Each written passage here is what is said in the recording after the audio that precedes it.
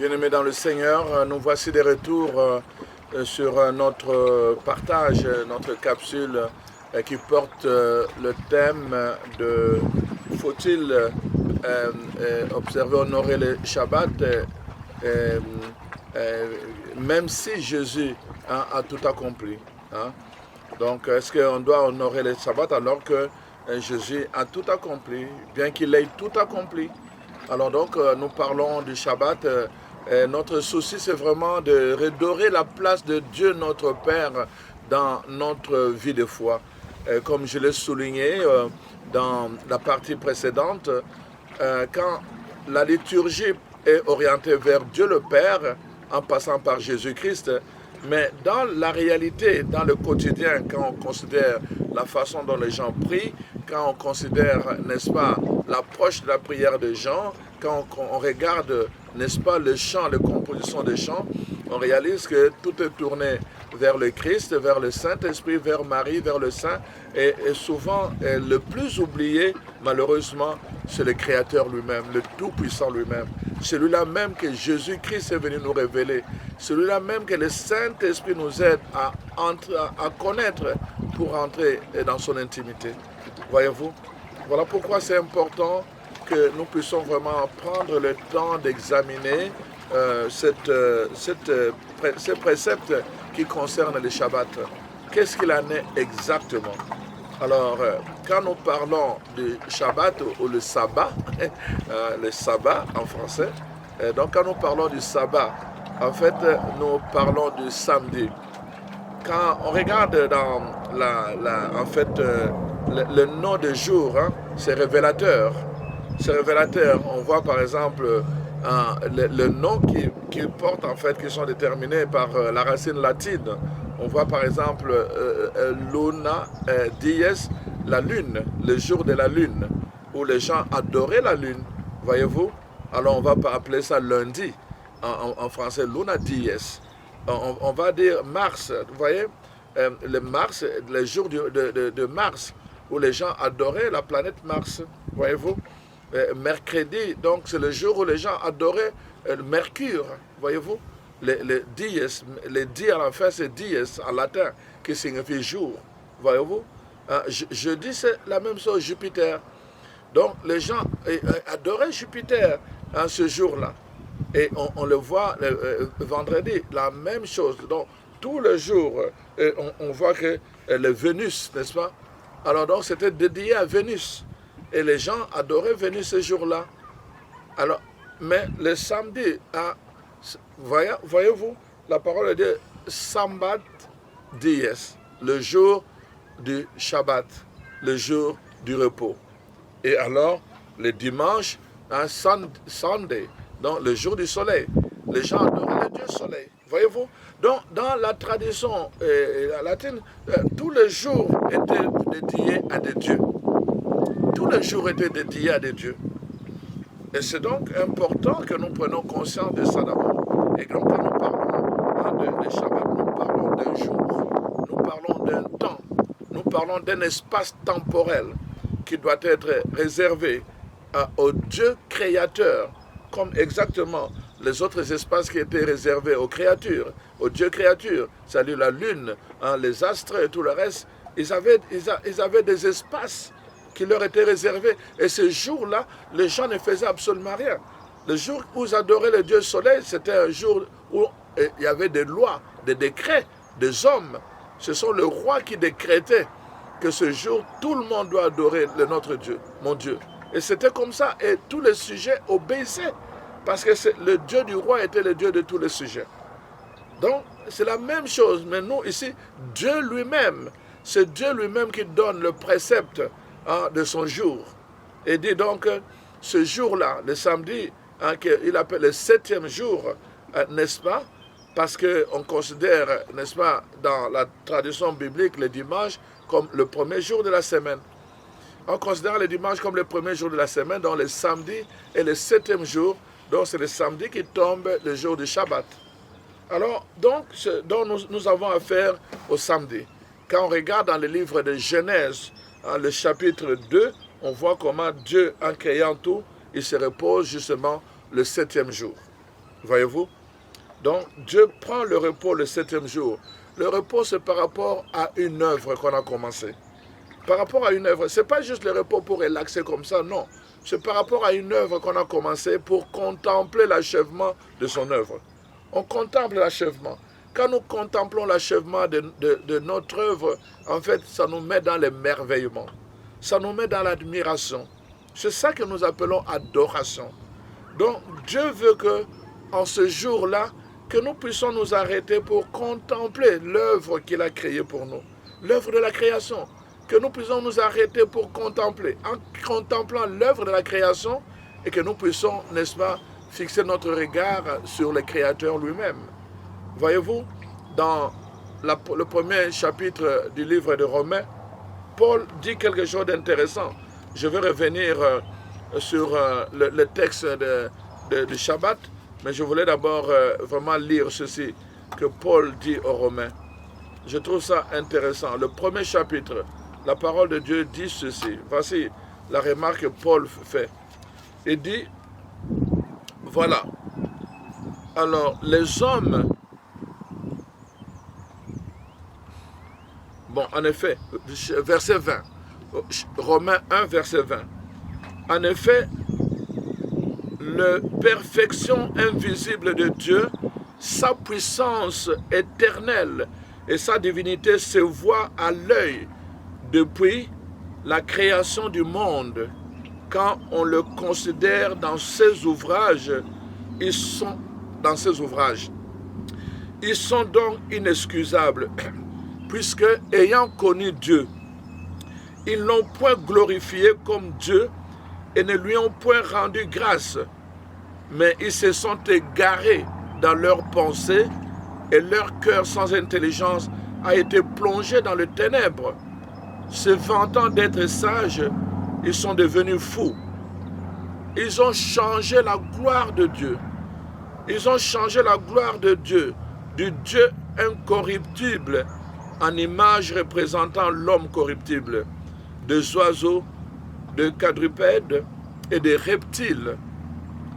C'est pourquoi Dieu les a livrés à l'impureté selon les convoitises de leur cœur, en sorte qu'ils déshonorent eux-mêmes leur propre corps, eux qui ont changé la vérité de Dieu en mensonge et qui ont adoré et servi la créature au lieu du Créateur qui est béni éternellement. Amen. Ça, c'est le verset 25. Ils ont adoré la créature au lieu du Créateur qui est béni éternellement. Voyez-vous? Donc, dans les temps, en se donnant à Luna, qui est en fait la Lune, aux astres, Mercure, Neptune, Vénus ou encore quoi. Donc les hommes ont adoré la créature au lieu d'adorer le Créateur qui est béni éternellement. Donc, en d'autres termes, l'apôtre Paul nous invite à cela. Nous devons adorer le Créateur. Et Dieu lui-même a pris les dispositions pour que nous puissions l'adorer. Que nous puissions l'adorer éternellement. Nous devons l'adorer directement, lui. Nous devons l'adorer en direct. Donc, voilà ce que la parole... C'est pour cela que Dieu a choisi aussi l'espace-temps qui lui soit réservé. Il appelle cela un temps sacré. Un temps que lui-même a sanctifié, un temps que lui-même a consacré pour que nous puissions l'adorer, que nous puissions contempler sa créature et en contemplant sa créature, que nous puissions l'adorer et lui qui est béni éternellement. Voici ce qui est écrit dans Exode. D'abord, je pense qu'il est bon que nous puissions commencer par le texte les 10 commandements. Bon, je vais revenir des 10 commandements après. Je prends Exode donc. Je vais lire Exode parce que je suis là. Dans Exode chapitre 31, à partir du verset 12, je vais lire jusqu'au verset 17. L'Éternel Dieu parla à Moïse et lui dit, « Parle aux enfants d'Israël et dis-leur, vous ne manquerez pas d'observer les sabbats, au pluriel, car ce sera entre moi et vous et parmi vos descendants un signe auquel on connaîtra que je suis l'Éternel qui vous a sanctifié. Ça sera un signe à travers lequel les gens reconnaîtront que vous m'appartenez. Voilà, que la parole de Dieu dit. Vous observerez le sabbat. Voilà, la deuxième fois que Dieu le dit. Car il sera pour vous une chose sainte. Celui qui le profanera sera puni de mort. Celui qui fera quelque ouvrage ce jour-là sera retranché du milieu de son peuple. Alors, il dit, on travaillera 6 jours, mais le 7e jour est le Shabbat, le jour du repos, consacré à l'Éternel. Ce n'est pas juste le repos pour dormir toute la journée, pour ronfler, non. C'est un jour du repos consacré à l'Éternel, c'est-à-dire que le jour où nous contemplons l'œuvre de l'Éternel. Et alors nous l'adorons, nous lui rendons grâce, nous le louons, nous le bénissons éternellement, l'Éternel Dieu. J'aime beaucoup les psaumes de la création. Vraiment, quand vous avez le temps, le jour du Shabbat, le samedi, là, quand vous vous levez, commencez à chanter les psaumes de la création, l'hymne à la création. Chantez l'hymne à la création. C'est ce jour-là, c'est ça le commandement de Dieu. Il veut que ce jour-là, nous puissions exalter l'œuvre de la création. Il veut que ce jour-là, nous puissions parler de lui. Que nous puissions parler des merveilles qu'il a accomplies dans ce qu'il a créé. Voyez-vous? Alors, la parole de Dieu donc continue. Donc, vous ferez quelques ouvrages ce jour du sabbat. Celui-là sera puni de mort. Les enfants d'Israël observeront le Shabbat. Voyez, la 3e fois que Dieu le dit. En le célébrant, eux et leurs descendants, comme une alliance perpétuelle. Les enfants d'Israël observeront le Shabbat en le célébrant, eux et leurs enfants, comme une alliance perpétuelle, chers frères et sœurs. Ça, c'est Dieu lui-même qui le dit. C'est Dieu qui dit à Moïse que vous devez observer ce jour-là. Mais surtout, ça sera une alliance perpétuelle. Et à travers ça, les gens connaîtront que moi, je suis le peuple qui vous est sanctifié, qui vous est mis à part. C'est-à-dire, vous m'appartenez comme peuple. Pourquoi? Parce que vous sanctifiez le jour que moi j'ai mis à part. Voyez-vous, chers frères et sœurs, car en 6 jours, l'Éternel a fait les cieux et la terre, et le 7e jour, il a cessé son œuvre et il s'est reposé. Alors, lorsque l'Éternel eut achevé de parler à Moïse sur la montagne de Sinaï, il lui donna les 2 tables du témoignage, tables de pierre écrites du doigt de Dieu. Sur les 2 tables, il y avait, n'est-ce pas, les 10 commandements. Alors, maintenant, nous avons entendu qu'est-ce que Dieu a dit, n'est-ce pas, à Moïse par rapport au Shabbat. Ça sera un jour consacré que vous devez sanctifier. Ce jour-là, ça sera un signe comme n'est-ce pas, l'arc-en-ciel qui était un signe que Dieu avait donné aux hommes, à son peuple, avait donné à Noé, un signe de notre réconciliation, un signe de paix que j'établis avec vous. Comme la circoncision était un signe, n'est-ce pas? Dieu dit, ça sera un signe, vous devez sanctifier, mais il ajoute, vous le ferez de façon perpétuelle. Voyez-vous? Alors maintenant, après avoir parlé à Moïse, la Bible dit, Dieu lui-même a écrit de son doigt. Il a écrit sur 2 pierres qu'il donna à Moïse. Qu'est-ce qui était écrit sur les 2 pierres que Dieu a donné à Moïse? Alors, vérifions la place du Shabbat dans les 2 pierres que Dieu a donné à Moïse. La Bible dit, c'était écrit par le doigt de Dieu lui-même. Qui peut effacer ce que Dieu a écrit par ce propre doigt? Qui peut effacer? Moi? Un évêque? Un pape? Ou bien un roi? Ou bien... Non. Qui peut effacer ce que Dieu a écrit par sa propre main? C'est impossible. Voyez-vous, chers frères et sœurs? Et c'est là le problème que nous avons. Voyez-vous? Alors, voici ce que portait le 10 pierres dans Exode chapitre 20, à partir du verset 2. Dans le verset 2. Je suis l'Éternel ton Dieu qui t'a fait sortir du pays d'Égypte, de la maison de servitude. Verset 3. Tu n'auras pas d'autre Dieu devant ma face. C'est ma face. Tu seras seul devant ma face. Je serai seul devant toi. J'avais parlé de la face de Dieu dans la séance, la capsule qui a précédé. Quand je dis crier à Dieu, hein, ne murmurez pas, crier à Dieu. Je parlais de la face de Dieu. Nous devons rechercher la face de Dieu. Nous ne devons pas avoir peur de nous mettre en face de Dieu. C'est ça. La parole de Dieu dit, devant ma face, il n'y aura pas d'autre Dieu que moi. Ici, on parle de dieux païens. Le païen avait beaucoup de dieux. Le païen avait beaucoup de dieux. Il suivait Dieu, il croyait en Dieu, mais en même temps, ils avaient des divinités devant eux. Nous connaissons l'histoire de Dieu Baal et beaucoup de temples, des autels adressés à tel Dieu, à tel Dieu, à tel Dieu. Et Dieu dit, moi je suis l'Éternel.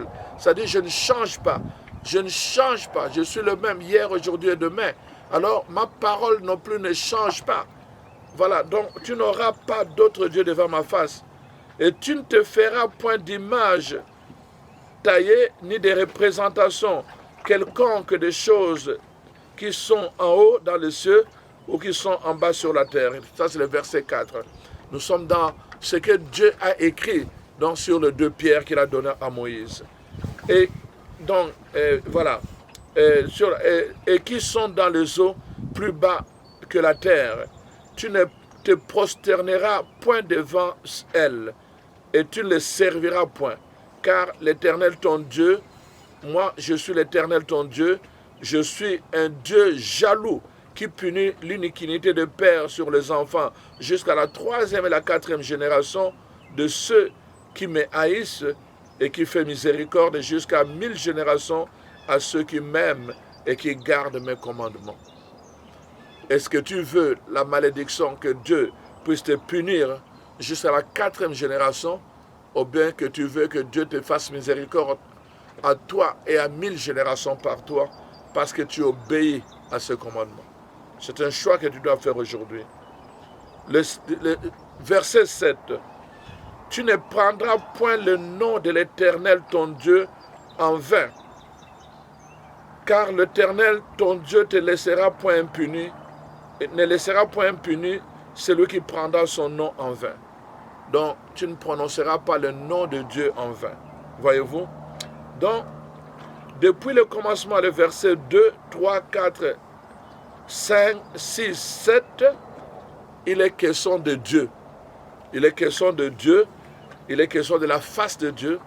Il est question du jour, du nom de Dieu, pardon. Il est question du nom de Dieu. Alors, maintenant, au verset 8, voyez-vous l'ordre. D'abord, Dieu, Dieu, Dieu, son nom, n'est-ce pas? Et au verset 8, maintenant, son jour. Souviens-toi du jour de repos pour le sanctifier. Donc ça, c'est le 4e commandement. Souviens-toi du jour du repos pour le sanctifier. Tu travailleras 6 jours et tu feras ton ouvrage. Mais le 7e jour, verset 10, le jour du repos de l'Éternel, ton Dieu, tu ne feras aucun ouvrage, ni toi, ni ton fils, ni ta fille, ni ton serviteur, ni ta servante, ni ton bétail, ni l'étranger qui est dans tes portes. Car, verset 11, 6 jours, l'Éternel a fait les cieux et la terre et la mer et tout ce qui y est contenu.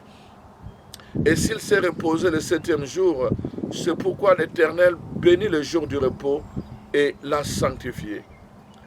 L'Éternel a béni le jour, le Shabbat, et il l'a sanctifié. Parce que lui-même a donné l'exemple. Le 7e jour, il s'est reposé. Voyez-vous, à partir du verset 8 jusqu'au verset 11, il est question du jour du repos. À partir du verset 8 du commandement de Dieu jusqu'au verset 11, il est question du Shabbat.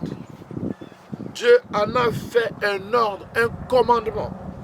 Si nous acceptons les 10 commandements de Dieu, si nous acceptons la parole de Dieu qui dit tu ne feras pas d'idolâtrie, si nous acceptons la parole de Dieu qu'un seul Dieu tu adoreras, si nous acceptons la parole de Dieu qui dit tu ne prononceras pas le nom de Dieu en vain, alors nous devons avoir la même révérence par rapport à la même parole, dans le même décalogue qui parle aussi du jour, le jour de Dieu.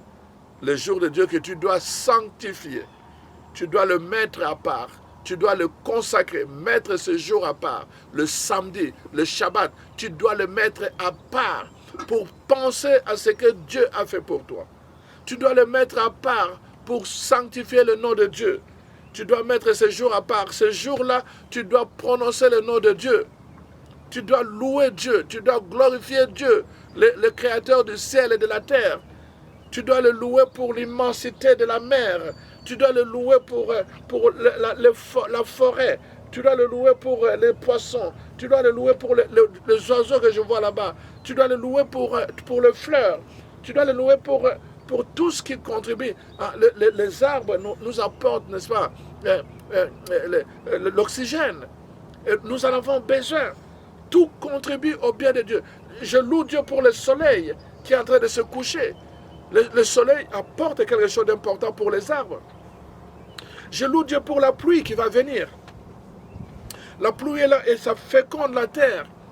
Et la combinaison de tout cela, la terre, l'eau, n'est-ce pas, le soleil, arrive à produire ce dont nous avons besoin pour grandir, pour être en santé. Voyez-vous? Et ce jour-là, justement, le Seigneur veut que nous puissions contempler cela en famille, en communauté, en église, et que toute l'adoration soit adressée à Dieu et sanctifier le nom que Dieu nous a révélé. Jésus est venu nous révéler le nom de Dieu.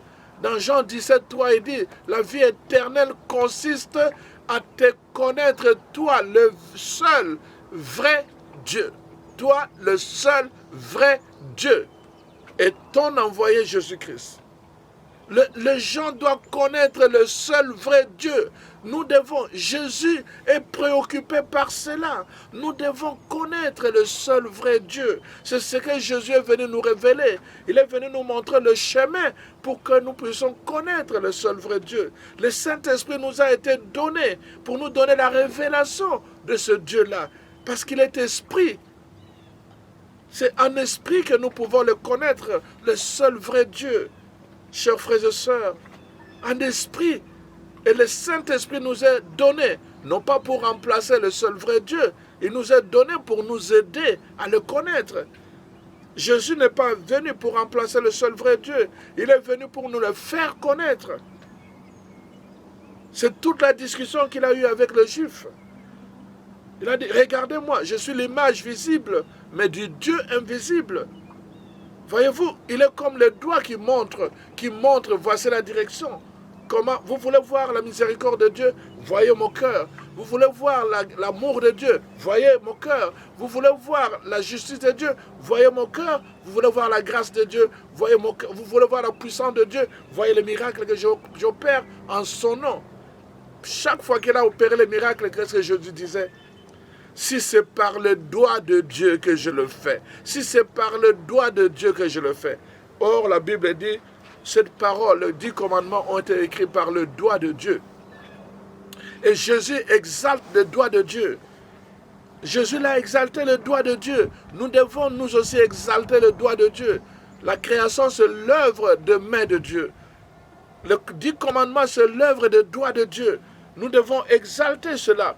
Voilà pourquoi la parole de Dieu nous est donnée. Chers frères et sœurs, nous sommes en train de regarder la place, donc, n'est-ce pas, du Shabbat dans la Bible. Donc, nous voyons que dès le commencement, Dieu lui-même a pris un repos.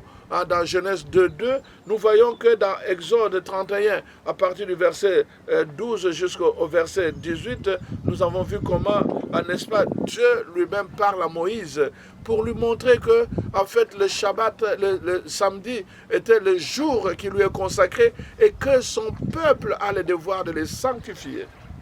Et c'est très important, chers frères et sœurs. Et nous venons de voir dans le 2 Pierre que Dieu donne à Moïse, qu'il, par son doigt, les choses qu'il a écrites par son doigt, nous dit la parole de Dieu, Dieu a marqué encore, donc comme 4e commandement, après Dieu, après le nom de Dieu.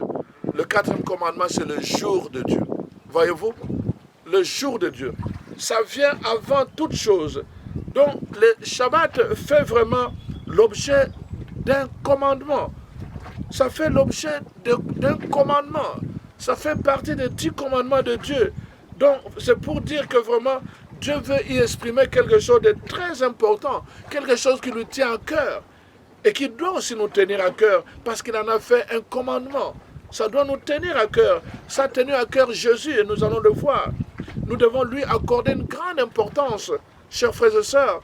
Nous ne pouvons plus demeurer dans l'ignorance. Nous devons accorder une grande importance vraiment en sanctifiant le jour du Seigneur, le sabbat, comme dit la parole de Dieu.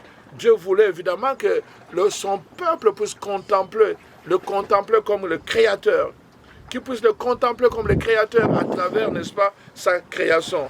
Alors donc, c'est important ce temps de repos, mettre ce jour à part, ce jour en écart, n'est-ce pas, simplement pour se rappeler de l'œuvre de la rédemption, n'est-ce pas, de Dieu, la sortie de l'Égypte, comme il est dit dans les livres d'Exode, le chapitre 20. Souviens-toi, je suis le Dieu qui te fait sortir de l'Égypte. Donc c'est la première rédemption.